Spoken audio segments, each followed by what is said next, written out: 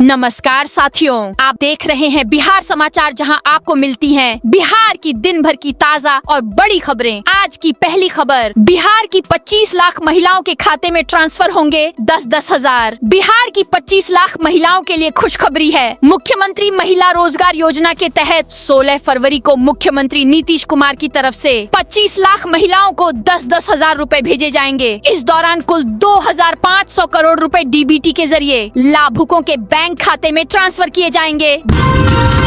बिहार में farmer registry का 50% target पूरा। बिहार में किसानों की डिजिटल पहचान हो, इसके लिए फार्मर रजिस्ट्री कराई जा रही है। राज्य में फार्मर रजिस्ट्री को लेकर 50% का आंकड़ा पार कर लिया गया है। लेटेस्ट आंकड़े के मुताबिक कुल 85,53,570 पीएम किसान लाभार्थियों में से 43,04,548 किसानों की रजिस्ट्री हो गई है। यह लगभग 50.3% है। बिहार की इन 5 नदियों पर बनाए जाएंगे बांध। बिहार में करीब 2148.02 करोड़ रुपए की लागत से बाघमती नदी पर पुराने बांध की ऊंचाई बढ़ाई जाएगी। इसके साथ ही गंडक नदी पर हसनपुर बनिया से सगुनी, कमला बलान नदी में जयनगर से फुहिया के बीच, सिकरहना नदी और मसान नदी पर कुछ हिस्सों में नया बांध बनेगा। इनमें से अधिकतर जगहों पर बांध निर्माण की प्रक्रिया शुरू हो चुकी है। बिहार में 20 फरवरी तक ठंड हो सकती है खत्म। बिहार में बीते कुछ दिनों में तापमान में बढ़ोतरी हुई है। यही कारण है कि धीरे धीरे ठंड का असर खत्म होने लगा है। फिलहाल सुबह और शाम हल्की ठंड महसूस हो रही है, लेकिन दिन चढ़ने के साथ मौसम गर्म हो रहा। फिलहाल राज्य के किसी भी जिले के लिए बारिश, कड़ाके की ठंड और कोहरे को लेकर कोई चेतावनी जारी नहीं की गई है। मौसम विभाग के अनुसार 20 फरवरी तक बिहार में ठंड पूरी तरह से खत्म हो सकती है। मुजफ्फरपुर में 17 फरवरी से अग्निवीर सेना भर्ती। मुजफ्फरपुर के ऐतिहासिक चक्कर मैदान में 17 फरवरी से 28 फरवरी 2026 तक अग्निवीर सेना भर्ती रैली का आयोजन किया जाएगा। क्षेत्रीय भर्ती मुख्यालय बिहार झारखंड ने इसकी आधिकारिक घोषणा की है। इस रैली में बिहार के 15 चयनित जिलों के हजारों शॉर्टलिस्ट किए गए पुरुष उम्मीदवार शामिल होंगे। बिहार में बनेगा देश का 5वां सबसे बड़ा ग्रीनफील्ड एयरपोर्ट। बिहार के लोगों के लिए खुशखबरी है। सोनपुर में ईस्टर्न इंडिया का पहला और देश का 5वां बड़ा ग्रीनफील्ड एयरपोर्ट बनने वाला है। इसके बनने से देश और विदेशों से फ्लाइट्स पटना आ सकेंगे। नए एयरपोर्ट को लेकर राज्य सरकार की तरफ से 1302 करोड़ रुपए की मंजूरी दे दी गई है। करीब 4228 एकड़ की जमीन अधिग्रहित की जाएगी।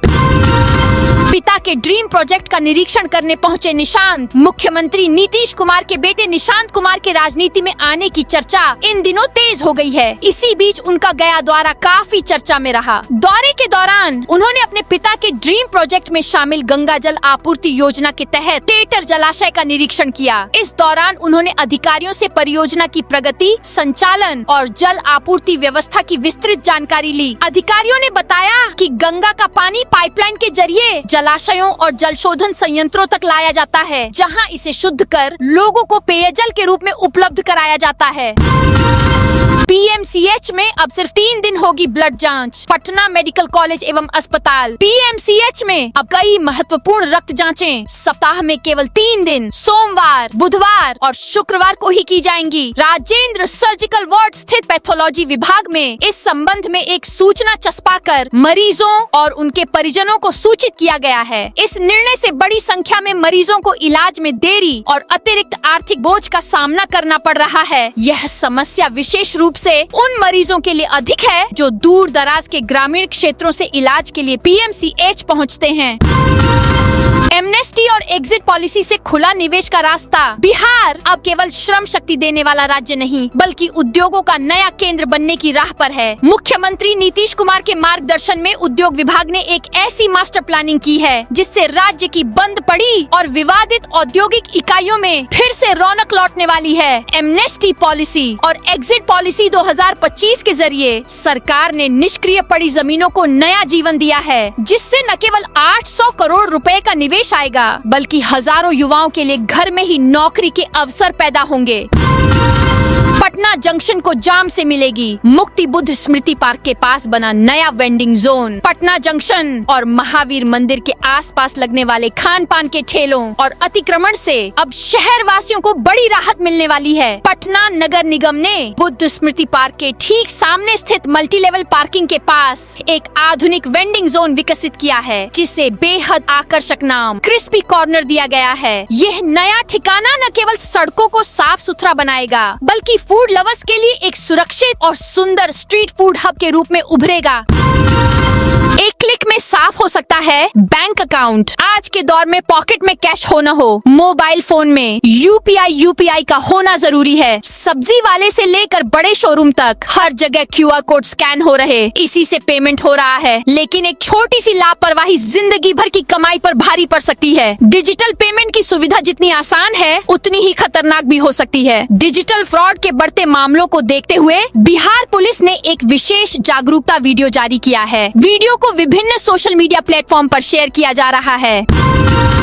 मोतिहारी में महाशिवरात्रि पर सहस्त्र शिवलिंग की प्राण प्रतिष्ठा। मोतिहारी के कल्याणपुर थाना क्षेत्र के कैथवलिया स्थित विराट रामायण मंदिर परिसर में इस महाशिवरात्रि के पावन अवसर पर सहस्त्र शिवलिंग की स्थापना के साथ विधिवत प्राण प्रतिष्ठा की जाएगी। यह स्थापना मंदिर परिसर में तालाब के किनारे बने सहस्त्र शिवलिंग मंडपम में संपन्न होगी। इसके लिए तमिलनाडु के महाबलीपुरम से अर्घा सहित एक विशेष छोटा शिवलिंग और नंदी की प्रतिमा मंगाई गई है, जो मंदिर परिसर में पहुंच चुकी है। मंदिर प्रबंधन के अनुसार इस शिवलिंग का निर्माण उसी पत्थर और शास्त्रीय विधि से किया गया है, जिससे मुख्य शिवलिंग का निर्माण प्रस्तावित है। अररिया में अवैध बालू खनन पर 1 लाख का जुर्माना। अररिया जिला में अवैध बालू मिट्टी खनन के खिलाफ प्रशासन लगातार कार्रवाई कर रहा है। इसी दौरान फारबिसगंज अंचल में चलाए गए विशेष छापेमारी अभियान में अवैध बालू मिट्टी ले जा रहे एक ट्रैक्टर को जब्त किया गया। इस मामले में 1,06,000 रुपए का जुर्माना लगाया गया है। जब्त ट्रैक्टर को फारबिसगंज थाने में सुरक्षित रखा गया है। खान निरीक्षक ने फारबिसगंज अंचल में नहरों के आसपास यह अभियान चलाया। यह कार्रवाई अवैध उत्खनन, परिवहन और भंडारण को रोकने के लिए की गई है, जिससे पर्यावरण और प्राकृतिक संसाधनों को नुकसान हो रहा है। नीट छात्रा मौत मामले में जहानाबाद पहुंची CBI की टीम। जहानाबाद में नीट की तैयारी कर रही एक छात्रा की संदिग्ध मौत के मामले की जांच अब केंद्रीय अन्वेषण ब्यूरो CBI ने अपने हाथ में ले ली है। इस मामले की गंभीरता को देखते हुए CBI की एक टीम रविवार सुबह लगभग 8:40 बजे पीड़ित छात्रा के गांव पतिवा पहुंची। 6 गाड़ियों के काफिले के साथ करीब 20 अधिकारियों की टीम ने गाँव में प्रवेश करते ही जाँच प्रक्रिया शुरू कर दी। CBI अधिकारियों ने सबसे पहले आसपास के लोगों से बातचीत कर घटना से जुड़े हर पहलू को समझने का प्रयास किया। इसके उपरांत अधिकारियों ने छात्रा के परिजनों से विस्तृत पूछताछ की। परिवार के सदस्यों से घटना के दिन की परिस्थितियों, छात्रा की पढ़ाई, उसकी मानसिक स्थिति और अन्य संभावित कारणों के संबंध में जानकारी जुटाई जा रही है। अगली कैबिनेट में निर्माण का रास्ता साफ। राज्य सरकार ने 4,228 एकड़ जमीन अधिग्रहित करने के लिए 1,302 करोड़ की प्रशासनिक मंजूरी दी। ईस्टर्न इंडिया का पहला और देश का 5वां बड़ा ग्रीनफील्ड एयरपोर्ट सोनपुर में बनेगा। इससे पटना में भी देश विदेश से बड़े विमान सीधे आ सकेंगे। राज्य सरकार ने 4,228 एकड़ जमीन अधिग्रहण के लिए 1,302 करोड़ रुपए की प्रशासनिक मंजूरी दे दी है। C1 मैट्रिक परीक्षा में जूता मोजा और मोबाइल बैन। मैट्रिक वार्षिक परीक्षा 2026 को कदाचार मुक्त और शांतिपूर्ण माहौल में संपन्न कराने को लेकर जिला प्रशासन पूरी तरह सतर्क है। इसी क्रम में जिलाधिकारी विवेक रंजन मैत्रेय और पुलिस अधीक्षक पूरन कुमार झा ने डॉक्टर अंबेडकर भवन में दंडाधिकारियों, पुलिस पदाधिकारियों और संबंधित अधिकारियों के साथ संयुक्त बैठक कर जरूरी दिशा निर्देश दिए। नए उद्योगों के लिए 838 मेगावाट बिजली आरक्षित। राज्य में नए उद्योग लगाने की तैयारी चल रही है। इसके लिए सरकार के स्तर पर उद्योगपतियों के साथ समझौता किया जा रहा है। इन उद्योगों को क्वालिटी बिजली उपलब्ध करने के लिए ऊर्जा विभाग ने 838 738 मेगावाट बिजली की उपलब्धता रखी है। बिजली कंपनी मुख्यालय के अधिकारियों के मुताबिक इस साल राज्य का पीक डिमांड 9,602 मेगावाट होने का अनुमान लगाया गया है, जबकि बिजली की उपलब्धता 10,440 मेगावाट की है। इसका उपयोग राज्य में लगने वाले नए उद्योगों को चलाने में होगा। पटना सीएम हाउस के बाहर पुलिस गाड़ी से टकराया थार। महाशिवरात्रि की दोपहर पटना में सचिवालय थाना अंतर्गत सीएम हाउस के बाहर एक थार गाड़ी ने पुलिस की गाड़ी में टक्कर मार दी है। आमने सामने की इस टक्कर में दोनों गाड़ियों के अगले हिस्से को नुकसान पहुंचा है। प्रत्यक्षदर्शियों के अनुसार टक्कर इतनी तेज थी कि थार गाड़ी पार्क की रेलिंग तोड़ते हुए अंदर घुस गई। घटना के बाद मौके पर अफरा तफरी मच गई। बिहार शरीफ में 17 फरवरी को लगेगा रोजगार मेला। बेरोजगार युवाओं के लिए एक अच्छी खबर है। बिहार सरकार के युवा रोजगार एवं कौशल विकास विभाग की ओर से नालंदा जिले में एक दिवसीय जॉब कैंप रोजगार मेला का आयोजन किया जा रहा है। यह कैंप 17 फरवरी 2026 मंगलवार को बिहार शरीफ के ब्लॉक परिसर स्थित संयुक्त श्रम भवन जिला नियोजनालय में आयोजित किया जाएगा।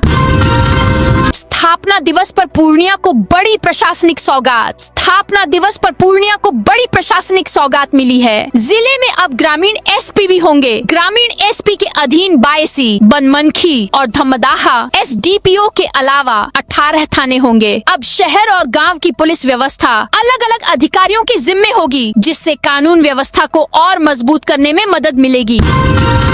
पवन सिंह की पत्नी के सपोर्ट में आई एक्ट्रेस अक्षरा। भोजपुर स्टार पवन सिंह और उनकी पत्नी ज्योति सिंह के बीच तलाक का केस चल रहा है। ज्योति सिंह ने कहा है कि पवन मेरे साथ नहीं रहना चाहते हैं तो मुझे 10 करोड़ रुपए मेंटेनेंस के रूप में दें। इस मामले में अब भोजपुरी फिल्म इंडस्ट्री की मशहूर अभिनेत्री अक्षरा सिंह ने अपनी प्रतिक्रिया दी है। अक्षरा सिंह का कहना है कि कोई अगर शादी करता है तो उसको जिम्मेदारी निभानी चाहिए। जो डिमांड है उसे पूरा करना चाहिए, चाहे वो रुपए को लेकर ही क्यों न हो। आपका दायित्व है 10 करोड़, 20 करोड़ या फिर 100 करोड़ भी मांगे तो देना चाहिए।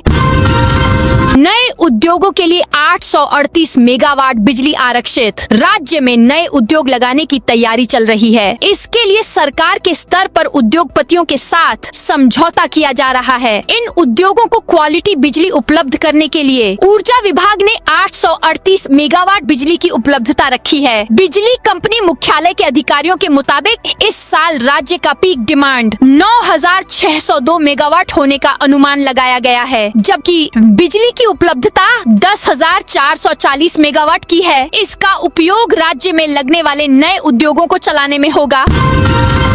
किशनगंज एसपी ने सिपाही प्रशिक्षण का लिया जायजा। किशनगंज जिले में चल रहे सिपाही प्रशिक्षण की व्यवस्था का जायजा पुलिस अधीक्षक एसपी संतोष कुमार ने लिया। एसपी संतोष कुमार खगड़ा स्टेडियम स्थित प्रशिक्षण स्थल पर पहुंचे और आवश्यक पड़ताल की। इस दौरान एसपी ने 207 प्रशिक्षु सिपाहियों के परेड का अवलोकन किया। उन्होंने प्रशिक्षुओं को अनुशासन का महत्व भी समझाया। एसपी ने नए प्रशिक्षुओं से बारी बारी से पुलिसिंग के बारे में जानकारी ली।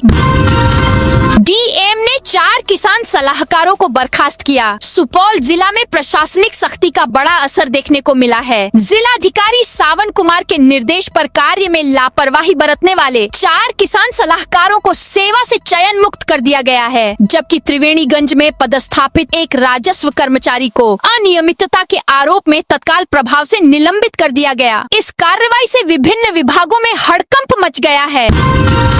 दरभंगा जिलाधिकारी ने निर्माणाधीन AIMS का निरीक्षण किया। दरभंगा जिलाधिकारी कौशल कुमार ने निर्माणाधीन AIMS का स्थलीय निरीक्षण किया। निरीक्षण के दौरान उन्होंने निर्माण कार्य की प्रगति की विस्तृत समीक्षा करते हुए संबंधित एजेंसी को निर्धारित समय सीमा के भीतर गुणवत्तापूर्ण काम पूरा करने के निर्देश दिए। बिहार शरीफ में निशुल्क स्वास्थ्य जांच शिविर। नालंदा में भारतीय रेड क्रॉस सोसाइटी की ओर से आज निशुल्क साप्ताहिक स्वास्थ्य शिविर का आयोजन किया जा रहा है। बिहार शरीफ स्थित श्रम कल्याण केंद्र के विस्तारित भवन में शिविर का आयोजन सुबह 7:30 से 9 बजे तक होगा।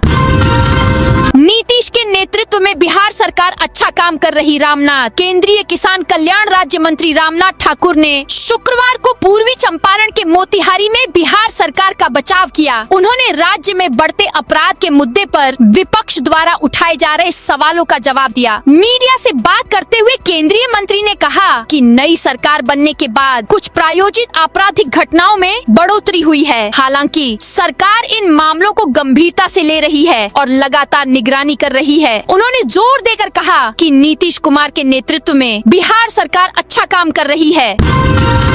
सिंहेश्वर में 2 लाख से अधिक श्रद्धालु आज करेंगे जलाभिषेक। मधेपुरा का प्रसिद्ध और ऐतिहासिक सिंहेश्वरनाथ मंदिर महाशिवरात्रि को लेकर पूरी तरह सज धज कर तैयार हो गया है। आज रविवार से 1 महीने तक चलने वाले भव्य सिंहेश्वर मेले की सभी तैयारियां पूरी कर ली गई हैं। मेला का उद्घाटन प्रमंडलीय आयुक्त राजेश कुमार करेंगे। उद्घाटन समारोह में जिला पदाधिकारी, सह मंदिर न्यास समिति के अध्यक्ष सहित जिले के तमाम वरीय पदाधिकारी मौजूद रहेंगे।